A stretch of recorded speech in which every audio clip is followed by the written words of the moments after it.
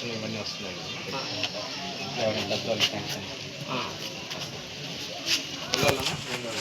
పేరు మీద ఇందుకూరుపేట మండలంలో ఈరోజు కొత్తూరు హరిజనవాడలో గిరిజనవాడు అదేవిధంగా అరుంధతివాడ ఈ ప్రాంతాలన్నింటిలో కూడా సామాజిక చైతన్య యాత్ర పేరు మీద పర్యటనలు జరుగుతూ ఉన్నాయి. ఈ పర్యటనలో ప్రధానంగా కొత్తూరు ప్రాంతానికి వచ్చేసరికి శ్మశాన వాటికని కొంతమంది తమ పొలం కోసం శ్మశాన వాటికి ఉండే ప్రహరీ గోడను పగలగొట్టి రహదారి ఏర్పాటు చేసుకోవాలనేటువంటి ప్రాంతాన్ని ఇక్కడ ఉండేటువంటి స్థానికులు అడ్డుకోవడం జరిగింది. దీని మీద ఎస్పీ గారికి కూడా కంప్లైంట్ చేశారు, కానీ ఇప్పటికీ దీని మీద ఎటువంటి చర్యలు తీసుకోలేదు. రెండోది, గంగపట్నంలో ఉండేటువంటి పల్లిపాలానికి సంబంధించినటువంటి బ్రిడ్జి మత్స్యకారులు అక్కడ ఉండేటువంటి దళితులు గిరిజనులు అందరూ కూడా ఆ బ్రిడ్జి దాటి శ్మశాన వాటికి పోవాల్సినటువంటి ఉంది. అది కూలిపోయి 7-8 సంవత్సరాలు అవుతా ఉంది. ఇప్పటికీ దాన్ని ప్రారంభించలేదు. అక్కడ ఎవరైనా చనిపోతే తెప్పల్లో శవాన్ని తీసుకొని బంధువులంతా ఆ నది దాటి పక్క అవతలకు పోయి వారు చేయాల్సినటువంటి పరిస్థితి. ఇటువంటి ప్రధానమైనటువంటి డిమాండ్లు ఈ రోజుకి కూడా దళిత వాళ్ళు హరిజన వాళ్ళు ఉంటున్నాయి. వీటికి వ్యతిరేకంగా అందరినీ ఐక్యం చేసి రాబో కాలంలో సిపిఎం పార్టీ ఆధ్వర్యంలో ఆందోళన కొనసాగిస్తున్నాం.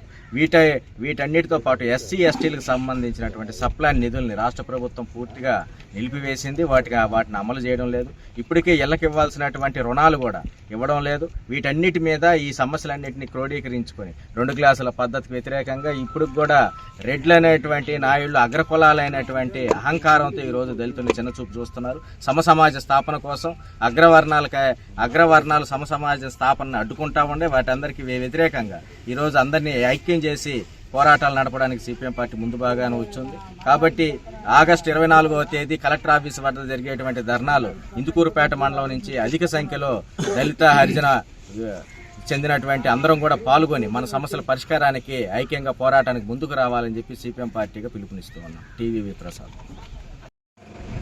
వివక్షత లేని సమాజాన్ని నిర్మించాలి. దాంట్లో భాగంగానే ఒక 3 నెలల పాటు సామాజిక శంఖారావం అనే పేరుతో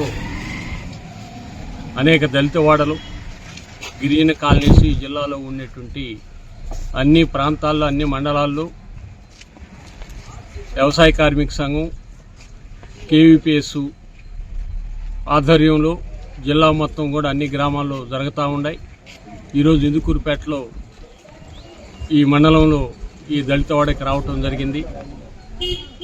అనేక సమస్యలు ఈరోజు గ్రామాల్లో ఎదుర్కొనేటువంటిది. ఊర్లో మాత్రం అన్ని సౌకర్యాలు ఉండటం, దళితవాడల్లో చూసుకున్నప్పుడు ఎక్కువ ప్రాంతాల్లో మంచినీళ్లు కూడా సక్రంగా అందే పరిస్థితి లేకపోవటం, డ్రైనేజీ సిస్టమ్ అసలు లేకుండా ఉండటం,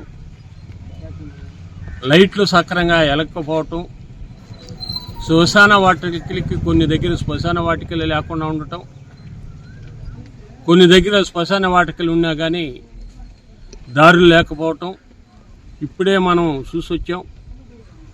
ఇక్కడ ఉండేటువంటి శ్మశాన వాటికని పగలగొట్టి కొత్తూరు ప్రాంతాన దానికి సంబంధించినటువంటి వాళ్ళు పొలంలోకి దారి తీసుకునే దానికి ప్రయత్నం చేస్తే ఇక్కడ ఉండేటువంటి యువకులందరూ దాన్ని ఎదుర్కొని ఆపుకోవటం జరిగింది.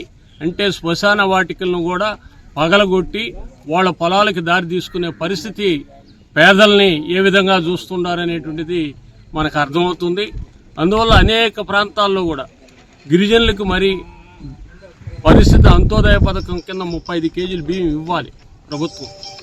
కనీసం అంత్యోదయ పథకం కాదు కదా, వాళ్ళకు ఉండేటువంటి చిన్న గుడిసెలు ప్రభుత్వం మేము అన్ని ఏర్పాట్లు చేస్తున్నాం పేద ప్రజలకి, గిరిజనులకి, దళితులకి అని చెప్తున్నారు. ఈరోజు హౌసింగ్ కార్పొరేషన్ నుంచి ఇళ్లు కట్టుకునేదానికి కావాల్సినటువంటి సౌకర్యాలు కల్పించకపోవటం, ఇలాంటి అనేకం ఒక్కొక్క ప్రాంతంలో ఒక్కొక్క రకమైనటువంటి సమస్యలు వస్తున్నాయి.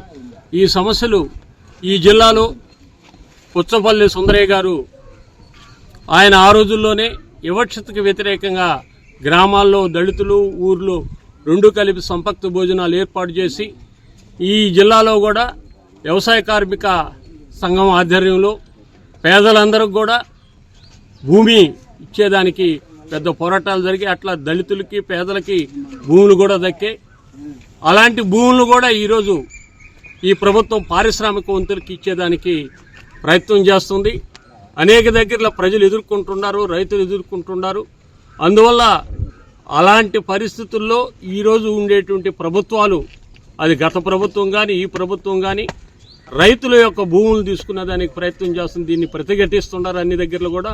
అందువల్ల ఈ సమాజంలో ఉండేటువంటి ఈ కుల నిర్మూలన జరగాలి, సామాజిక న్యాయం అనేక దగ్గరలో అనేక ఆర్థికంగా కానీ, కొన్ని దగ్గర స్కూల్స్లో టీచర్స్ లేకుండా, హరిజన వాళ్ళలో స్కూల్స్ లేకుండా కూడా ఈ మధ్యకాలంలో చూసాం మనం.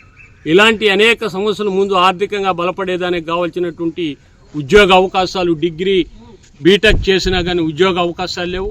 వీటి పరిష్కారం కోసం ఈ రేపుటాలించి సచివాలయాలకు అర్జీలు ఇవ్వటం కానీ ఒక 3 రోజుల పాటు దీన్నంతా మళ్ళీ ప్రచారం చేసి 2, 3, 4 తేదీల్లో మండల ఆఫీసుల దగ్గర ప్రతి గ్రామంలో వచ్చేటువంటి సమస్యలని మండల ఆఫీసు, మండల ఎంఆర్ఓకి దృష్టికి తీసుకోపోవటం, సమస్యల పరిష్కారం కాకపోతే ఆగస్టు 24వ తేదీ కలెక్టర్ ఆఫీస్ కాడ అన్ని జిల్లాలో ఉండే దళిత వాడలు, గిరిజన కాలనీస్, పేదలు అందరూ సమైక్యమై కలెక్టర్ దృష్టికి తీసుకుపోయేదానికి, ఆ సమస్యల పరిష్కారం కాకపోతే ప్రత్యక్ష పోరాటానికి సిద్ధమయ్యేదానికి ప్రజలందరూ ఉన్నారు. ఆ సమస్యల పరిష్కారం అయ్యేదానికి పోరాటం కొనసాగద్దని ఈ సందర్భంగా తెలియజేస్తాం.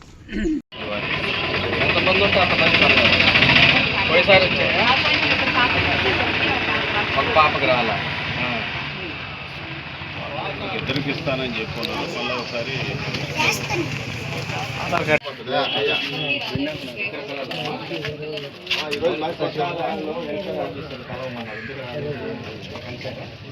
పడతాయి మాకు ఎడ్యుకేషన్ పేరేమో ఉంది, పడతాయమ్మ నిదానంగా